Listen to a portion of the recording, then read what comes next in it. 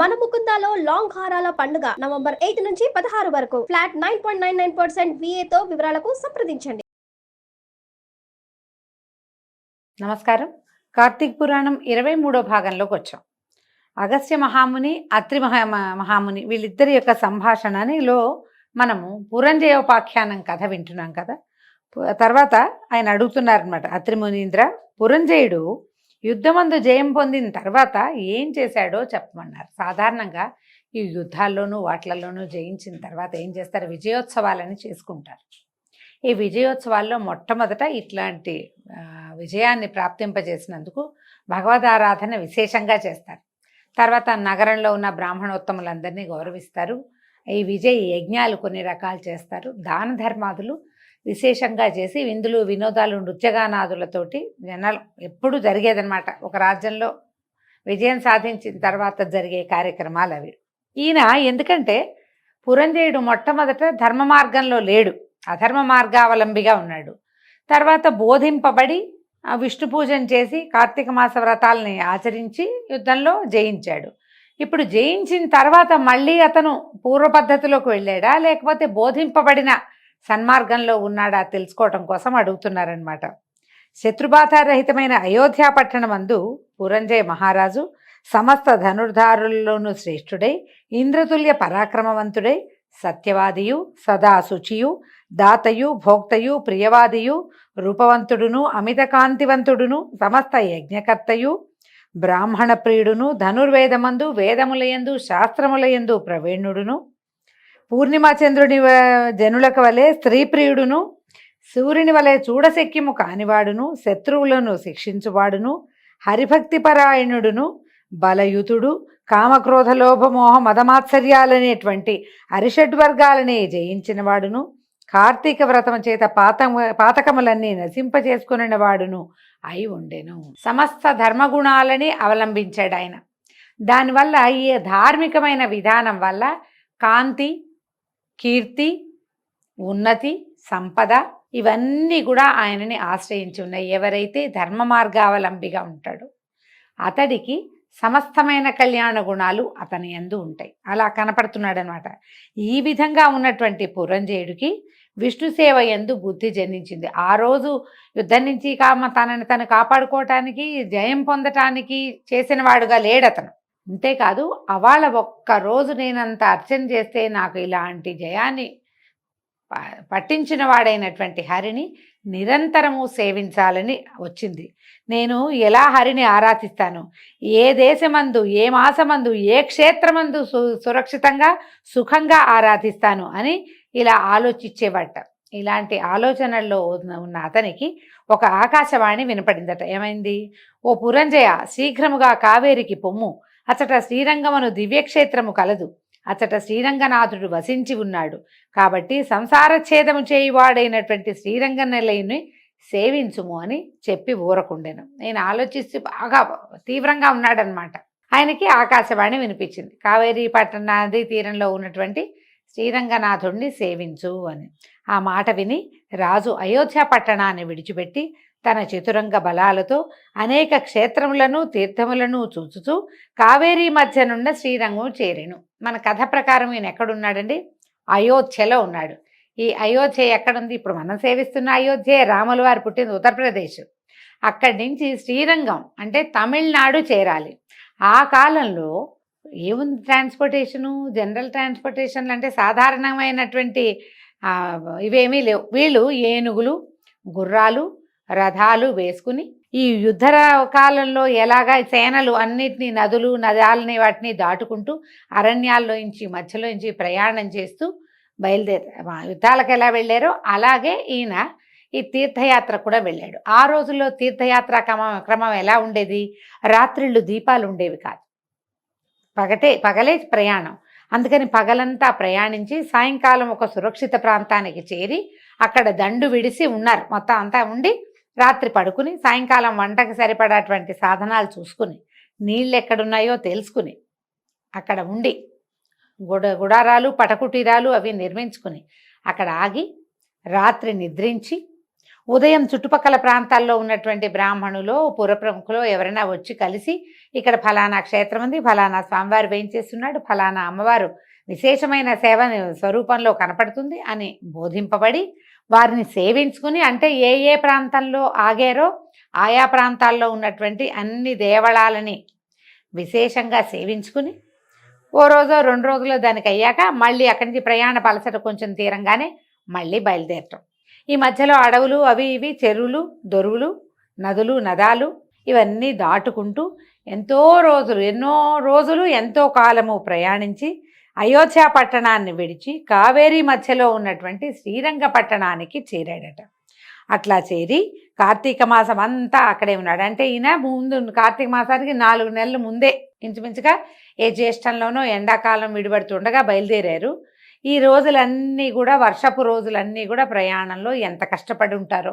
ఈ కాలంలో మనకి ఇన్ని రకాల సౌకర్యాలు ఉండి కూడా మనం వర్షాకాలం ప్రయాణం అంటే దుర్భరం దుష్కరం, భరించలేము, కష్టము రెండూను. మరి ఆ కాలంలో వాళ్ళు ఎట్లా చేశారో వ్యయ ప్రయాసలకి ఓర్చి ఎంతో శ్రమ కోర్చి కార్తీక మాసంలో శ్రీరంగానికి చేరాడు. చేరిన తర్వాత మొత్తం కార్తీక మాసం అంతా అక్కడే ఉండి శేషసాయి అయినటువంటి శ్రీరంగనాథుడిని సేవించుతూ పూజించుతూ కార్తీక వ్రతాన్ని చేసుకున్నాడట. ఎందుకు కార్తీక వ్రతంలో ఈ కార్తీక పురాణంలో మనకు ప్రఖ్యాతంగా చెప్పబడింది ఏమిటి? కార్తీక దామోదర ప్రీత్యర్థం శివారాధనం కరిష్యే అని చెప్పుకోవాలి. కార్తీక దామోదర ప్రీత్యర్థమే విష్ణువారాధనం, సాలగ్రామారాధనం, దీపదానం, బ్రాహ్మణ భోజనంచ సమస్తమైనవి కార్తీక దామోదర ప్రీత్యర్థమే చేయవలసినటువంటి విధి ఉన్న కార్తీకంలో స్వయంగా దామోదరుడే నిద్రాముద్రాభిరాముడుగా వెలసి ఉన్నటువంటి శ్రీరంగంలో ఈ కార్తీక మాసం పూర్తిగా అక్కడ స్వామిని సేవించుకుంటూ కావేరీ నది స్నానం చేస్తూ స్వామివారిని సేవిస్తూ విశేషంగా ఈ పురంజేయుడు గడిపాడట. కృష్ణ కృష్ణ అని గానం చేస్తూ గోవింద వాసుదేవాన్ని నిరంతరము కీర్తిస్తూ విష్ణు పూజా పరాయణుడై స్నానదాన జప హోమములు దేవాభిషేకములు చేయిచు నాగశాయిని విధియుక్తంగా ఆరాధించి మాసమంతయు ఇట్లు వ్రతాన్ని సల్పి మాసాంతమందు ఉద్యాపన చేసి తన పట్టణమునకు బయలుదేరాడు. మళ్ళీ కార్తీక మాసంలో చివరికి అయిపోగానే పాడ్యం నాడు మార్గశిర శుద్ధ పాడ్యమి విధి తదియల్లో బయలుదేరాడట. మధ్యనున్న దేశాలు వెళ్ళేటప్పుడు కొన్ని చూశాడు, వచ్చేటప్పుడు కొన్ని చూసుకున్నాడు. మధ్యలో ఉన్న అనేక దేశాలని చూచుచూ సమృద్ధమైన తన దేశమునకు పోయి అందున్నటువంటి అయోధ్య పట్టణాన్ని చూశాడు. అక్కడికి వెళ్ళాడు. వెళ్ళిన తర్వాత ఈ అయోధ్య అన్ని రాష్ట్రములకు అలంకారం వంటిది, సంతోషముతో పుష్టితోనూ కూడినటువంటి జనులు కలిగినది, దృఢముగా ఉన్న ప్రాకారములు తోరణములు కలిగి ఉన్నది, అత్యంత దృఢవంతములైన యంత్రములు గడియలు కలిగినది, అగట్టలు కలిగినది, గుర్రములతో ఏనుగులతో రథములతోనూ నిండి ఉండేది, గృహగోపురముల వెంట వీధులు కలిగింది, అనేక వర్ణములు కలిగిన పతాకములు కలిగినది, వాయువు చేత ప్రజ్వలింపజేయబడుతున్నటువంటి అగ్నులు, వాయువు చేతనే చెలింపజేయబడుతున్నటువంటి పతాకములు కలిగింది, అనేక భట సంయుతము అనేక దేశవాసులతో కూడినదే అయి ఉండెను.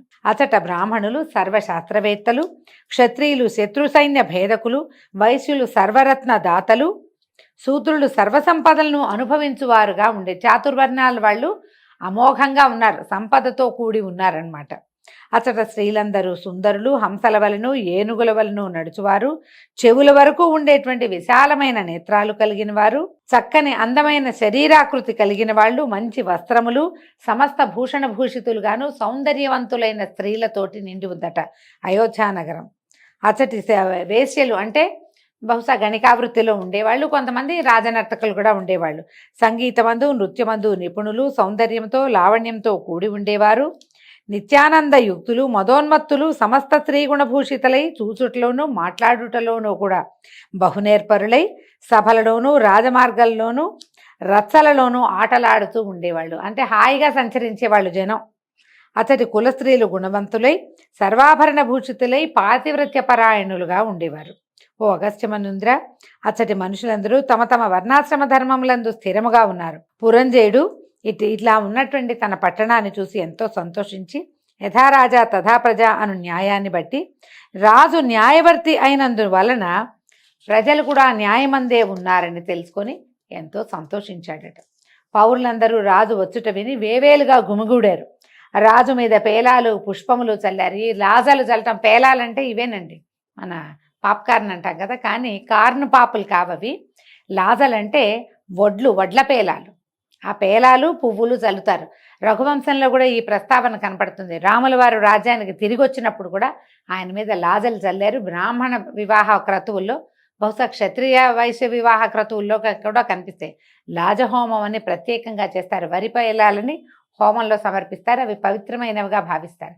అవన్నీ చల్లారట రాజు మీద. అంటే ఇంత పెద్ద యాత్ర చేసుకుని భగవత్ సాన్నిధ్యంలో 1 రోజులు గడిపి కార్తీక వ్రతాన్ని సాంగంగా, పురాణోక్తంగా, విధియుక్తంగా, శాస్త్రవిహితంగా, వేదోక్తమైన విధానంలో చేసుకుని వచ్చినటువంటి ఆ రాజు యొక్క దర్శనం వల్లే తమకు పుణ్యం లభిస్తుందని పౌరులు భావించారట. భావించి ఆయన మీద లాజలు చల్లి పువ్వులు చల్లి ఆయన్ని ఆహ్వానించారు.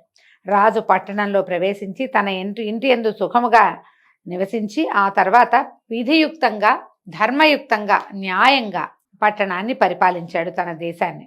తర్వాత కుమారులు మనుమలు కలవాడే అనేక భోగముల్ని అనుభవించి చివరకు కుమారులకు రాజ్యభారాన్ని అప్పగించి తను కూడా భార్యతో కలిసి వానప్రస్థానికి వనమునకు పోయి వనమందు కూడా కార్తీక వ్రతాన్ని విడువక చేయిచు హరిభక్తి స్థిరముగా చేసి దానివల్ల వైకుంఠలోకవాసి అయి సుఖంగా ఉన్నాడు. తర్వాత అంత్యంలో ఆయన వానప్రస్థాశ్రమం తర్వాత మరణించిన తర్వాత వైకుంఠాన్ని పొందాడట. అగస్త్య మునీంద్ర కార్తీక వ్రతము సంపూర్ణమైన మహాత్మ్యము కలిగింది. ఈ కార్తీక ధర్మములో ఈ ధర్మములన్నీ హరికి ప్రీతికరము. ఏ విధంగా ఆయనను వీలు చేసుకుని కార్తీక వ్రతాన్ని చేసేవాడు పరమపదాన్ని పొందుతాడు. సమస్త సౌఖ్యాలని ఇచ్చున్నది. కలికల్మాష నాశినియు అయినటువంటి కార్తీక వ్రతమును చేయని మనుష్యుడు దుఃఖమును పొందును. హరిభక్తియుతుడై శుచితో ఈ అధ్యాయాన్ని వినేవాడు సమస్త పాతకములను నశింపచేసుకుని పునరావృత్తి రహితమైన మోక్షాన్ని పొందుతాడు అని అత్రి మహాముని అగస్త్య మునీంద్రులకి తెలియచేశారని వశిష్ఠ మహాముని జనక రాజర్షికి చెప్తున్నారు. ఈ విధంగా కార్తీక మహాత్మ్యంలోని 23వ అధ్యాయం పూర్తయిందండి. దీంతో ఈరోజు పారాయణ పూర్తి చేసుకున్నాం. రేపు ఉదయం 24వ రోజు పారాయణలో మళ్ళీ కలుసుకుందాము. నమస్కారం.